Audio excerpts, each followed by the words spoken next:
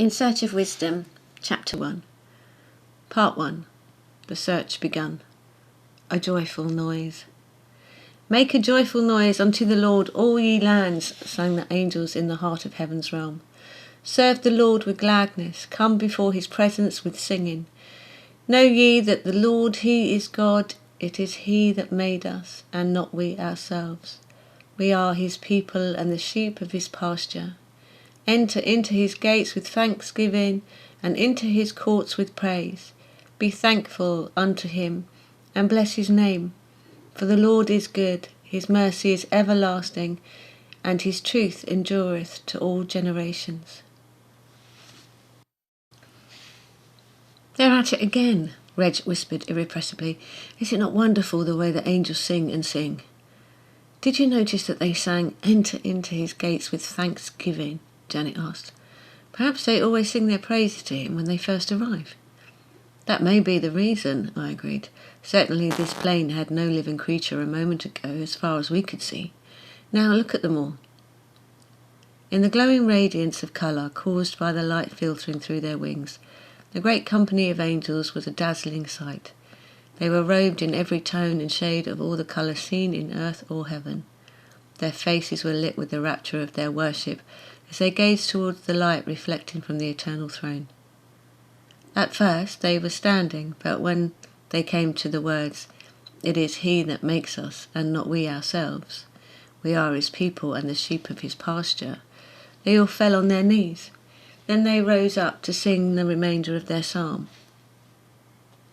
Reg, Janet and I instinctively knelt with the angels. Arid there we remained, watching the great company disperse. Some stood talking together, others rose into the air and wheeled off rapidly into the far distance. Some sat in groups, drawing their wings closely around them, and we knew they were entering into silent meditation. One angel in a glowing ruby gown came striding gracefully towards us. He was about 7 feet in height, with gold bronze hair falling to his shoulders and steady blue eyes. Greetings, children. His voice was resonant with power. He lifted his hands in blessing over our heads. We rose up to meet him gladly. This was the first time we had spoken to an angel of such high degree. We stood silently a moment, and then, in the way they have in heaven, the angel spoke our names. Janet, Bernard, Reg. And your name? Reg asked. My name is, and here the angel's voice trailed away so that we could not hear or understand. Reg looked puzzled and was about to ask him to repeat it when I intervened. We cannot hear the name of angels yet. My guide told me that the Father names them in the heavenly language that is too high for us to understand. We can only receive an impression of it, just as animals on earth receive an impression of man's language. The Father names us with a part of his own name, the angel explained reverently. Thus we are linked to him, because knowing each our own name, we know a part of his. How wonderful that must be, Janet breathed. It is, the angel agreed with a great shining in his eyes. Has he not said, because he hath set his love upon me, therefore will I deliver him. I will set him on high, because he hath known my name. That refers only to angels, I suppose, Reg mused. Oh no, it concerns men too. As they learn and strive, overcome and advance in heaven's realm, they come also to know a part of his name. They are set on high, even as he said. Does any mortal know all of his name? I asked diffidently, for I did not know if this was too great a question for our understanding, but the angel did not hesitate. The great mother knows his name, he exulted, she alone of mortal man, but could it be otherwise? For a while there was a silence as the angel seated himself on the mossy ground and invited us with a gesture to do likewise. He gazed out over the plain, and then, without turning his head, he continued, The name of the Father is mighty throughout the whole of heaven's realm. Men who search the scriptures on earth come to know a little of the power of his name. Can you quote a text? He glanced suddenly at Reg and smiled. Reg looked embarrassed and began uncertainly. I say, I'm afraid I did not study the Bible much, he broke off. I'd forgotten about reaching out for information with our minds. I must have cloned it unconsciously, for I do know. Quickly he quoted, "Sing unto God, sing praises to his name, extol him that rideth upon the heavens by his name." Good, the angel approved, and turning to Janet, "And you?" "I had one already in case you asked me," Janet said eagerly. "His name shall endure forever, his name shall be continued as long as the sun." "Yes, now you, Bernard." "I did not think of reaching out for one," I confessed, "so just a moment." I mentally searched in the surrounding wisdom and then quoted, "Let them praise the name of the Lord, for his name alone is excellent, his glory is above the earth and heaven." "You have all done very well," the angel smiled at us. "Now, would you like to be my students?" "Your students?" I echoed. "Do you take them?" "Yes, of course. Do not look surprised." He laughed deeply at our astonishment. "Now that you have finished your term of reparation, travelled a little and given your services in the hall of reception, you may be taken one step higher in the search for wisdom, if you will." How do you like that idea? "Very much," Janet and I said together. But Reg confessed, "I am longing to meet some friends in the Hall of Adventure. Would it be very wrong?" "Of course it would not," the angel interrupted warmly. "After all, you are the baby of this group and deserve a little play.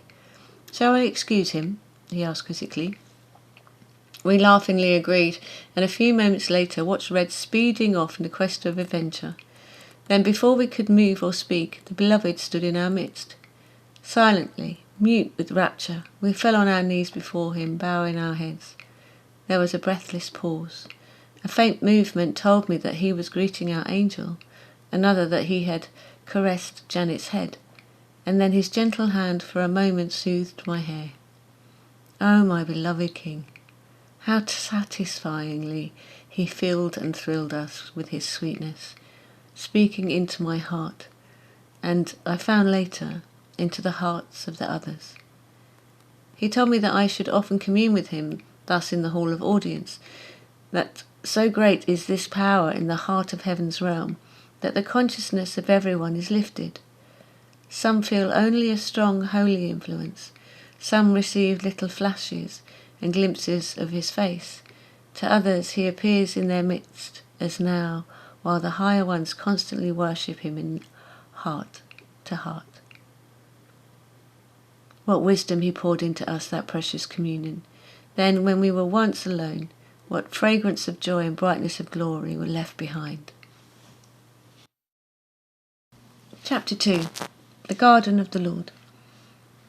"Oh, how wonderful it is to be here," Janet exclaimed on a breath of rapture. "We have seen so many wonders," I added, smiling at the memory.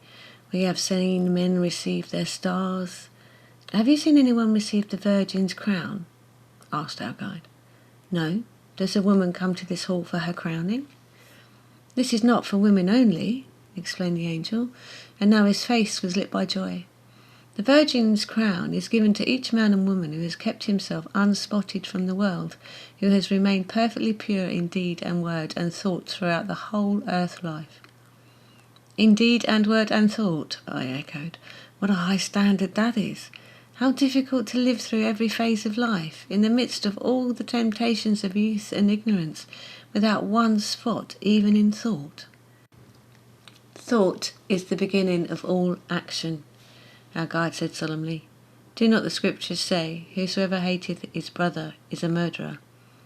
And does not that prove that the sin is committed when it still lies hidden in the mind?"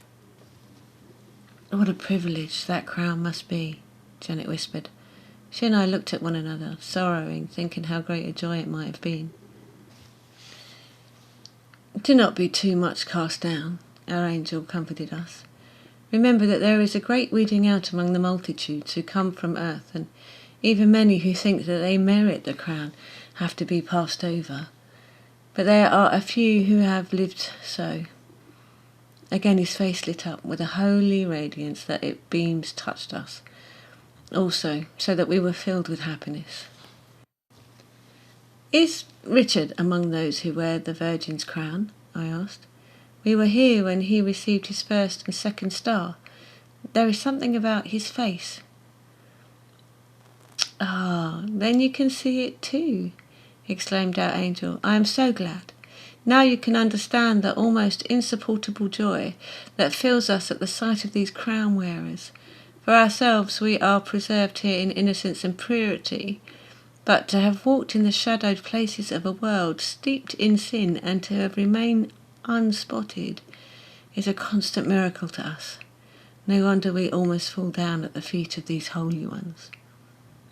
Once more Janet and I exchanged a glance. How we longed to be of that number, but we knew this could not be. Consider, our dear angel said, answering our thoughts. On earth there are gardens where flowers and weeds grow side by side. The wise gardener continually strives with the weeds, for he desires to grow a perfect flower. At last, after much tending and much casting out of weeds, this flower blooms.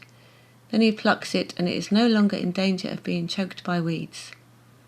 Is that a parable? Janet asked. Yes, and hear its meaning, said our guide. Those who have not remained unspotted from the world are like the gardeners.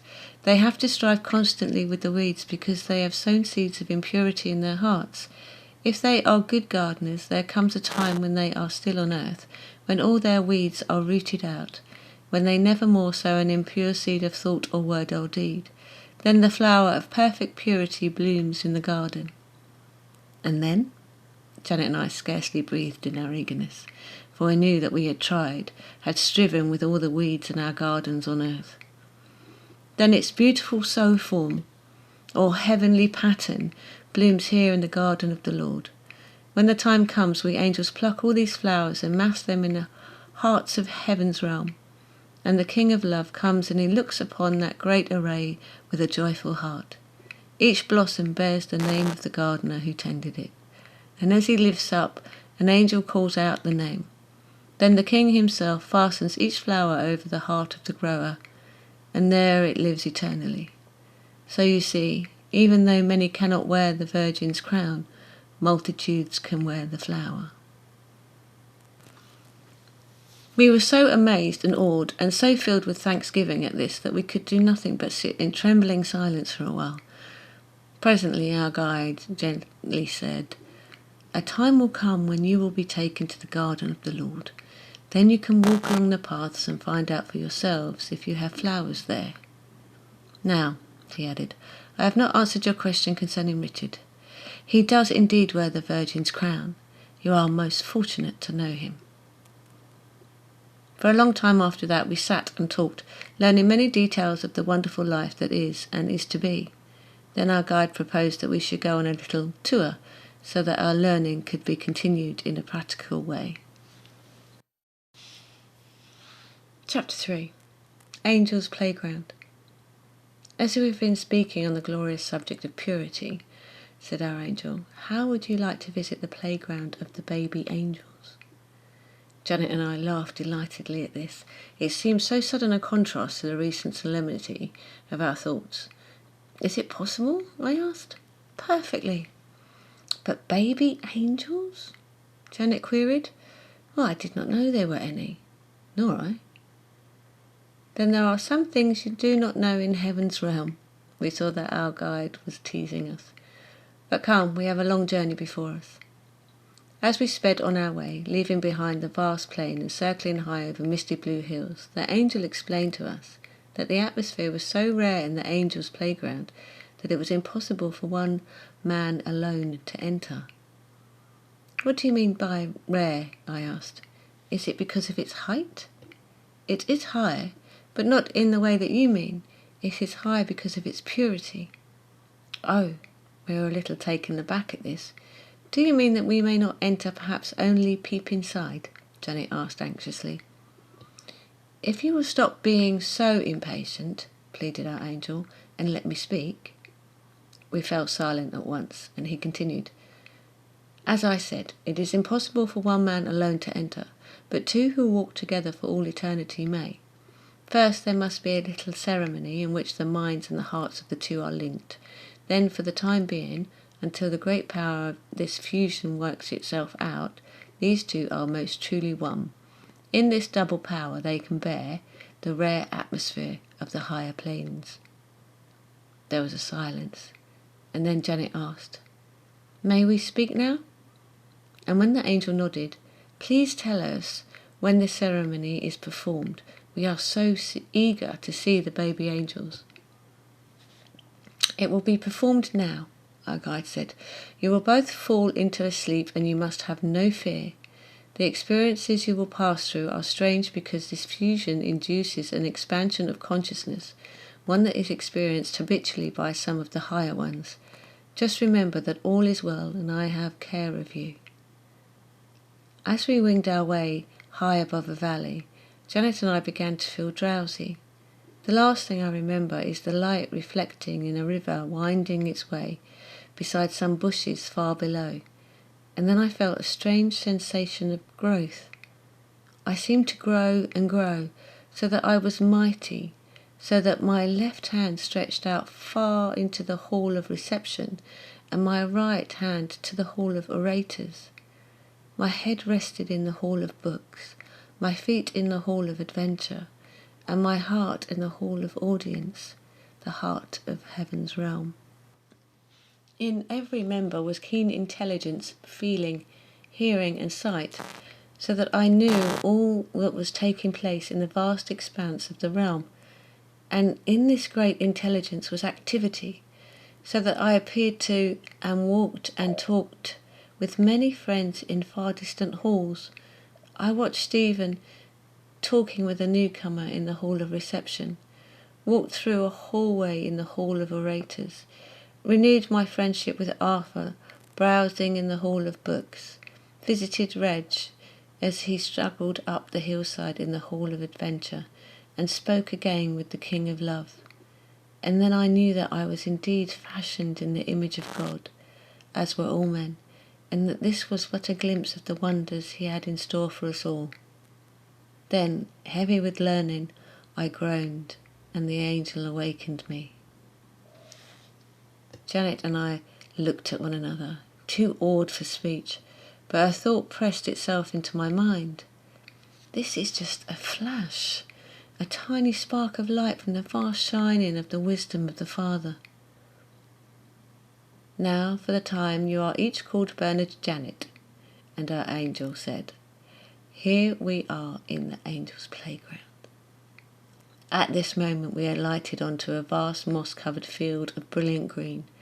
My first impression was of brightness, as though a great many suns were shining, and then I saw that this was indeed so. Poised high in the air were scores of tiny suns or day stars, all flashing and twinkling gaily. Around us trees studded the mossy field, their great branches swaying darkly against the intense blue of the sky. In the far distance I caught a glimpse of a lake with a narrow stream winding its way out of it and then hiding itself in a clump of close-growing trees. As yet I have said nothing of the angels, for if I had not described the surroundings first, that description would never have been given. At the angels, Janet and I gazed and gazed. Little chubby, rosy angels, absorbed in their play, flying, leaping, swinging and jumping and filling the air with their musical laughter. They looked about the size of children from 2 to 4, but they were plumper than the little ones of earth, and their faces shone with a joy that could only have been born in heaven. One of the infants, who had been dancing up and down close to me, suddenly leapt high in the air and, sitting on one of the day stars, rocked triumphantly. "Many baby angels ride upon stars," said our guide. "It is their favourite game. The stars were set up there by one of us. We are always thinking of some new joy for the children, and have only to breathe upon the creative substance until it is formed into whatever we desire. We made them a new moon, too, but the little rascals decided to use it for a boat. One of them flew up and brought it down. Now they keep it to play with on the lake." I asked incredulously, "Can these be angels? Are they not pure and innocent children?" I voiced the thought for Janet too. "No," said our guide. "These are the happy little earth guides of babies who have died before they were old enough to commit the smallest fault. Earth guides are babies too, and grow with their charges. while the heaven guide is already mature. And so while the babies from earth meet their mothers or live their happy childhood in the hall of children, their earth guides come to the angels' playground. Is their work then finished? Janet asked, because their little charges have died and come to heaven so soon. Finished? Laughed the angel. Oh no, angels have a great deal of work to do for the Father, unconnected with earth. A long time hence, these infants will be throne angels. For a long time we watched these precious children at their play. They were completely unself-conscious in their little birthday suits, and Janet was charmed with their friendly manners. Whenever she smiled at one, the child ran to her, winding plump arms around her neck or sitting on her lap. In their games, their courtesy to one another was exquisite. No small one was ever pushed aside, nor a place taken out of turn. All was good humour and gentleness, mingled with joy. You see now, said our guide, answering our thoughts, that these are not ordinary children. Yes, we breathed. One of the most popular of their toys was a great crystal ladder, sweeping up as high as the eye could see in a wide curve, like the outside of a giant ball. Up the rung, skipping lightly, sped the rosy infants, their faces eager and their eyes gleaming bright. Gay shouts come to our ears, and excited squeals as the top was reached. Then each one poised for a moment, spread his absurd little wings like glossy fans, dived cleanly into the air, and began the long descent. As we watched, one mischievous baby pushed the diver before he was ready, and he went hurtling down. Janet cried out in consternation, but our guide merely chuckled. You watch, he said. They love to be surprised like that. The plunging one began to slow down, to turn over and over, catching his toes until he formed a circle and spinning like a ball, then stretching out to land neatly on the ground. Instantly he was at the foot of the ladder again, waiting his turn. Another of their games reminded us of a gymnasium on earth. One angel stood squarely on the ground, and another took a running leap and landed on his shoulders. He was at once followed by another, and so the tower grew high until at last it began to sway. One more angel leapt and tried to take his stand, but the shoulders rocked beneath him and the tower collapsed. For a few moments the air seemed full of flying babies, and then they were on the ground, pink and breathless with their play. It's all so amazing, Janet said at last. We have never thought of angels playing. Not even baby ones, smiled our guide. And would it be heaven without baby angels when the King of Love cared so much for the little ones of earth? And why should they not play? He continued. Remember that these infants have perfect, forever unstained purity. Is that not enough to make them glad? Then there is one measure of enjoyment in heaven's realm, and that is the measure of purity. As men grow more and more purified, so all their capacity for happiness grows. Their senses become keener, their understanding wider, and their hearts more charged with wisdom. Above all, they draw close to him. He paused for a moment of solemn thought. Is it any wonder that these pure infants laugh and play? 4. When the king came. We were silent for a long time in happy absorption, and then our attention was attracted to a faint sound coming from the other side of the lake. It was thin and clear, like the voice of a young boy. Nearer and nearer it came, and gradually the little ones stopped their play and formed themselves into a crocodile. A moment later 5 tiny angels came into view, playing some melodious chant on instruments which they held to their lips. They began to dance and skip in a wide circle around the crocodile, and it joined in at the end, matching their steps to the rhythm of the band. At once we heard the words that the babies sung. Oh, sing unto the Lord a new song, for he hath done marvellous things. His right hand and his holy arm have gotten him the victory. The Lord hath made known his salvation. Make a joyful noise unto the Lord, make a loud noise, and rejoice, and sing praise. Sing unto the Lord with the harp and the voice of psalm. With trumpets and sounds of the cornet make a joyful noise before the Lord, the King. Let the sea roar, let the fullness thereof, the world, and they that dwell therein. Let the floods clap their hands, let the hills be joyful before the Lord. The angel had fallen on his knees, and Janet and I knelt beside him. The singing and dancing grew swifter, more joyful. Then it suddenly ceased. Was this a prelude to something more, I wondered? Could it be that the king was to visit his little ones? He comes to us all, our guide pressed into my mind. Wherever you may go in the length or breadth of heaven, there shall you find the Lord of love. So they were preparing for him. How eagerly we watched, kneeling there on the mossy ground. The babies were standing mute as though listening for a familiar sound, and then suddenly it came, the sound of a trumpet. Then there was a great tumbling and a hustling, as all the angels formed into a kneeling group. Once more came the sound of the trumpet, and then a tall man-angel appeared in the centre of the field. He had a scroll in his hands and began to chant from it in a ringing voice. O Lord my God, thou art very great. Thou art clothed with honour and majesty, who coverest thyself with light as with a garment, who stretchest out the heavens like a curtain, who maketh the clouds his chariot, who walketh upon the wings of the wind, who maketh his angels spirits, his ministers a flaming fire. His voice died away. Far from the distance a little spark of light appeared, growing brighter every moment, growing nearer to our dazzled eyes. Soon it reached a great height, shutting out from our sight the day stars of the angels. There was no heat in this fire, but only a mighty shining, and we could not, dare not take our glance from the centre of it. In the midst of this shining was a majestic figure. As he lifted his hands to bless, its beams of light streamed from his fingers and poured out from the region of his heart. When he stepped forward, the light moved with him, enveloping the baby angels, and from its centre they burst into rapturous song. O Lord, how manifold are thy works! In wisdom hast thou made them all. The glory of the Lord shall endure for ever. The Lord shall rejoice in his works. I will sing unto the Lord as long as I live. I will sing praise to my God while I have my being. As their singing ceased, he sat down on the ground and held out his arms to them.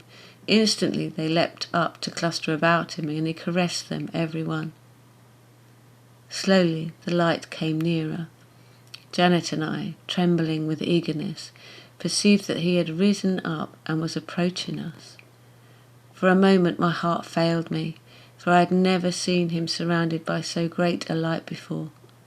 Then, as the first rays touched me, all uneasiness fled. The radiance was tender and sweet. There was a homeliness, a dear familiarity about it that I cannot describe. I longed to throw myself deeper into it, to breathe it, absorb it, to make it part of my very being. Janet felt this too. She reached out and clasped my hand, and we waited breathlessly where our dearest one greeted our guide. Then he came to us and enfolded us closely to his heart, so that the rays coming forth from it pierced us, running like fire in our veins. I do not know how long it lasted. I think I grew drowsy with the sweetness of it, for presently, when I opened my eyes, Janet and I were all alone, except for our angel. Chapter 5. The Haven of Prayer. While you are still in your double power, said our guide, it would be good for you to learn a little of the Father. Is it possible? I gasped. We are so little and so low in heaven's realm. It is possible for you to learn a little. Is it rather terrible? Janet's voice faltered, and our guide, who had by now become most dear to us, hastened to reassure her. You must not have the smallest fear. When you reach the haven of prayer, you will not even think of such a thing. Is that where we're going? To the haven of prayer? Sounds delightful, I said. It is indeed full of delight, our angel agreed. Now come along and I will instruct you on the way. He put a hand on our shoulders, and we immediately rose into the air and travelled with the utmost speed, yet all the time there was no undue sense of movement. no harsh rush of air, but only languorous content. Our angel began to speak of the loving kindness of the Father, and so absorbed were we that we did not notice our journey or the scenes over which we passed, nor did we notice the time we spent on the way until our angel said gently, "And here we are in the haven of prayer." We looked around with wondering eyes. It was a beautiful place. Stretched out before us was a forest, very deep and cool, as we walked softly into it. It seemed that everything was hushed here. We found that the earth was springing under our feet, yielding and downy as a couch. Here and there were banks of flowers from which the fragrance stole deliciously, and suddenly we realized that these were like little altars of earth. In front of each was a moss-covered Nila, or so it seemed to us, for at some of the altars 2 people were resting side by side, leaning their arms upon the rail before them. Our guide soon settled us before one of the little altars, and then withdrew a few places and sat down beneath a tree. At first I could do nothing but gaze around, and once or twice I saw Janet doing the same. The altars looked so lovely with their brilliant flowers massed against the background of the green and brown that it seemed to me that this must be a higher step for those from the Hall of Gardens, that they now spent their heaven here. How lovely if this was so! Gradually I noticed, as my extended heaven sight swept on into far distance, the flowers became less brilliant in tone, and when I looked as far as I could, I found the colours mellow, pale blue, dusty pink, yellowy gold and ivory.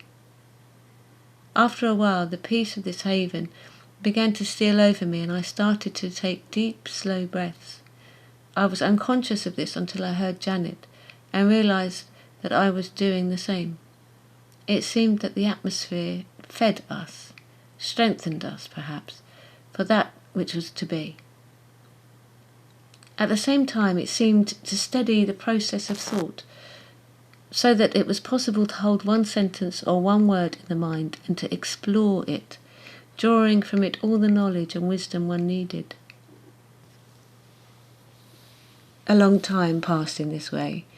Janet and I were completely happy, not desiring to move or change. Then we noticed an angel in purest white walking among the trees. He approached each pair before the altars and leant over them for a moment, then passed on. For a time we watched him, puzzled. Then as he reached us, we understood, for he whispered something into our ears, very softly and sweetly, as though he were telling us a precious secret, as indeed he was. "God is love," he whispered. Now Janet and I had heard those words many times before on earth, but when the angel spoke them they seemed quite different. They seemed to run all through our veins warmly, stimulating us and filling us with sweet amaze. We went on kneeling there before the brilliant altar, and my inward mind kept saying, "Of course, of course." Janet's mind answered me, "How strange that we did not know." After we had thought about the angel's secret for a long time, or so it seemed to us, although it may have only been in flash, we knew so much more that it seemed impossible to have lived without it before. Looking back, we seemed to have been groping in the darkness, and now we were walking in the light. It was glorious. Another angel came into view among the trees, and this one was robed in deep ivory. We began to tremble exultantly. What new secret was on its way to our hearts? Nearer and nearer he came, and as we left our altar and moved, without knowing why, except that the others did, to our one a little way in front of us, he reached us. Leaning over us as we knelt, he whispered into our ears, "God is spirit, and they that worship him must worship him in spirit and in truth." When this secret had been imparted to us, and passed on to those whom I dimly realised had come to kneel behind us, I repeated the words over and over in my mind, dwelling on them as though they were the words of a loved one, drawing from them stores of wisdom and knowledge, thrilling with the wonder of it all. For now it seemed that within myself I had always known, and yet my earth-bound mind had not known that I had known. Again, I repeated, "Of course, of course." Again, Janet answered me, "Surely we have always known." Dreamily we pressed our secrets to our hearts, and we were aroused only by a sense of movement when we saw that those in front were moving to other altars. We too rose up, and when we were kneeling again, an angel robed in deepest cream leant over us and whispered in our ears, "God is thy refuge." How many times had I repeated those words to myself on earth? They seemed then to give a vague comfort and a sense of security, but now that the angel had spoken them, they lived. All at once I knew. I said to myself, "God is, now my refuge. He has always been." I thought the words meant that he will be, but it is also clear. God is my refuge. Janet said, that is why all prayer is a haven. Then I went on thinking of what a refuge really is, of warmth from cold, of shelter from rain, of freedom from pain, of sleep after effort, of a mother's arms to a lost infant, of an understanding heart to a lonely soul. And all the time the secret poured out its riches, while I realized that the sum of all these comforts and many, many more were the reflection of what God is. Refuge. Love. Once more we moved forward. Now we were kneeling before an altar of crimson flowers, but they held a velvet shadow which subdued the glowing colour we had seen before. In and out among the trees came an angel robed in palest pink, so pale that it almost seemed as though it was not a colour at all, but merely held a reflection from some altar he had passed. Reaching us, he whispered, "God is thy defence." He too passed on, but the words lingered in our hearts as though they were still sounding in the fragrant air. Janet and I explored them deeply. Hitherto we had imagined that refuge and defence were similar words, but now we saw that this was not so. We discovered that whereas refuge suggested the retreat of the mother's heart, defence spoke of the protection of the father's arms, so that to think of God as both our refuge and our defence was to think of him as mother and father too. This conception of the mother-father God swept all through us and filled us with the certainty of him. I cannot explain it in any other way but this. We moved forward again and again, slowly, softly. The delightful secrets of the angels were whispered in our ears. An angel in a peach-coloured robe said, "God is thy strength." One robed in the tone of wild strawberry murmured, "God is merciful." Another came and whispered in our ears, "God is faithful." His robe was the colour of ruby. He was followed by one in a bright glowing crimson, and he said, "God is able." Somehow, that wonderful strong colour itself expressed the thought. Then one came to us, robed in a shade of mauve, whispering, "God is mighty." Still we moved on. By now the altars were covered in all the flowers of spring. Janet and I were in a daze of joy with the precious secret of our knowledge. We had the breathless stillness in our hearts which we knew to be the prelude to revealing. Eagerly we pressed on. As we knelt before an altar of daffodil yellow, an angel in amethyst blue came to our side. "God is thy salvation." Step by step we advanced in our knowledge, and with every revealing we penetrated deeper into the forest. All around us was the movement of the others as they too went from altar to altar. Here and there amongst the trees I glimpsed the still forms of the angel guides. Now an angel in a deeper blue whispered his secret. "God is thy king." He was followed by one in a robe of blue-green, like the sea that is shadowed by an overhanging rock. "God is a consuming fire." This last secret took me back in memory to the angels' playground, where Janet and I had knelt to gaze entranced into the great light blazing before us. out of which our Lord himself had come. Janet remembered it too, for she reached out and pressed my hand. The next angel was clothed in clear sea green, as when the sun is warm upon the water, and he said, "God is with thee." How softly he whispered the words, almost as though he thought someone might be near who was not ready to hear such a mighty secret. Yet, I reflected, these words were printed in the holy book for all to see. Perhaps the very boldness of their appearing blinded men's eyes to the depth of the secret. While we pondered, we moved on, and the angel who came was robed in the very palest green, like a budding leaf in the early spring of the year.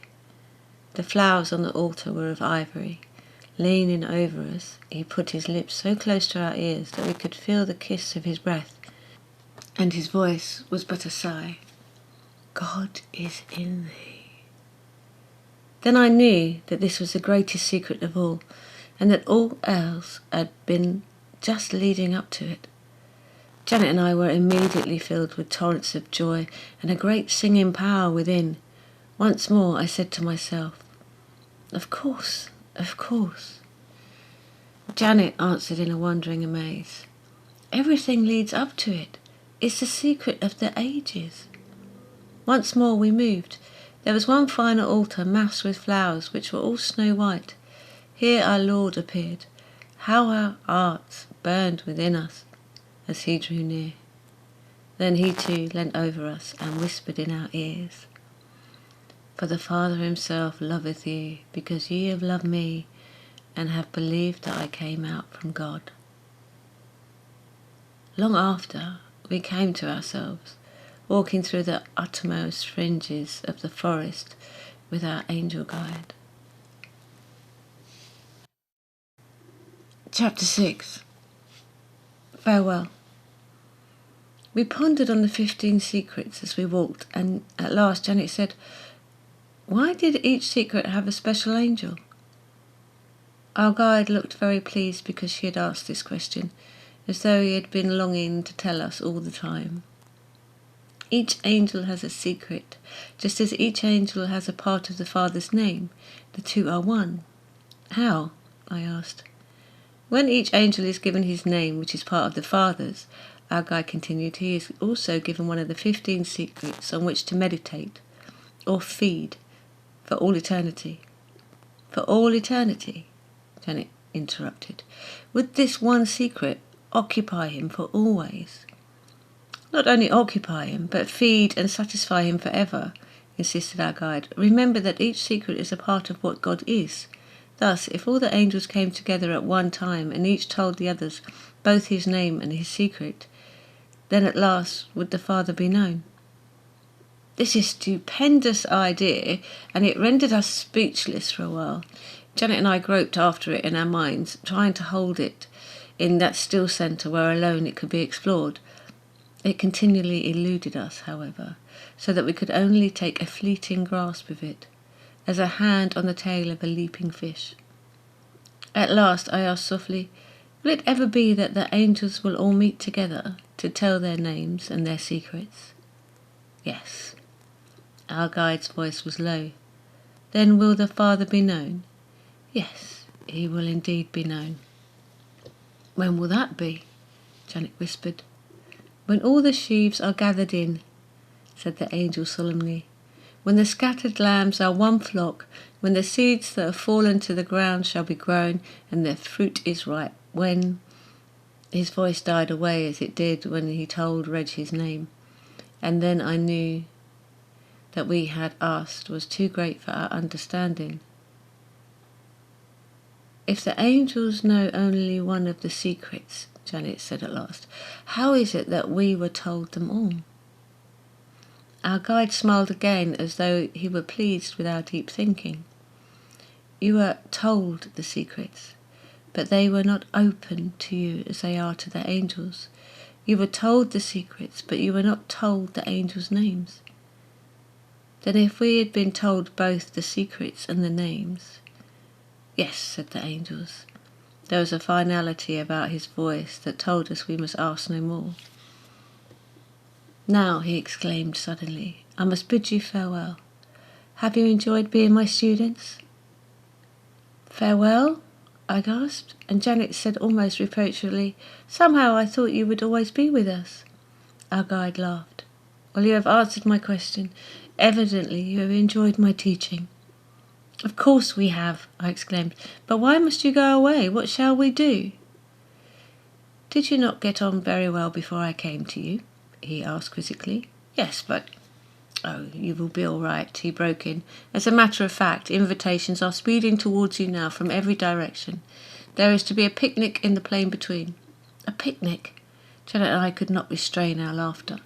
The sudden changes from deep teaching and much solemnity to little treats and holidays were impossible to get used to. They always surprised us. It is the wise provision of heaven, our guide said, answering our thoughts. Meat is not fed continually to the little ones of heaven's realm. He clasped our shoulders affectionately and then gave us a farewell blessing and was gone. We did not ask if we would ever see him again. Janet's voice was troubled as she watched winging off into the far distance. We will contact him all right, I reassured her. Sometime when his mental veil is raised, we will send him an invitation too. At that moment, our invitations began to arrive, and as we wheeled off on the great journey, we compared notes blissfully. Stephen and James were urgently demanding our presence, and Janet said Rose and Greg were assuring her it was a very special occasion. No wonder, I commented. This will be the first time we have seen them since they were united for eternity. So it will, Janet's face glowed. They will be wearing the golden sash, and how happy they will be. Suddenly another message pressed upon my mind. It was Arthur, and he too was on his way. What a number of old friends we will meet, Janet exulted. David, Robbie and Reg will be there too. We had much to speak of as we sped on our way. Since we had met our angel teacher, we had constantly absorbed the profound truths of the higher planes. Now to rest and speak of them seemed to impress them more deeply onto our minds. We thought again of what the angel had said, that the sudden changes from higher to lower planes were a wise provision of heaven, and we realized its truth to the full. I feel as though I could not grasp another grain of wisdom just now, Janet confessed. I shall follow my earth plan and be little, I announced. Do you remember how I used to do that when I became tense with much study? You used to abandon yourself to playing with the cat for hours on end, Janet laughed. It was a very effective plan too, for all the tenseness melted away and then you came back to the wisdom refreshed. We will both follow it and play hard in the plain between.